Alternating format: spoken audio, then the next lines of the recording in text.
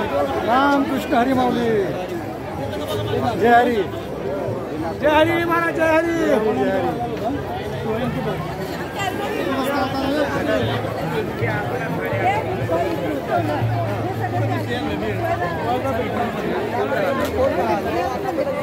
माऊली, आज आपण आलो आहोत श्री क्षेत्र देहू येथे।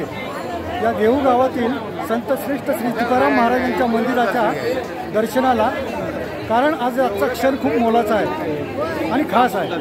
आजच्या दिवशी ही संत श्रेष्ठ तुकाराम महाराजांची पालखी इथून निघून पंढरीला जाते।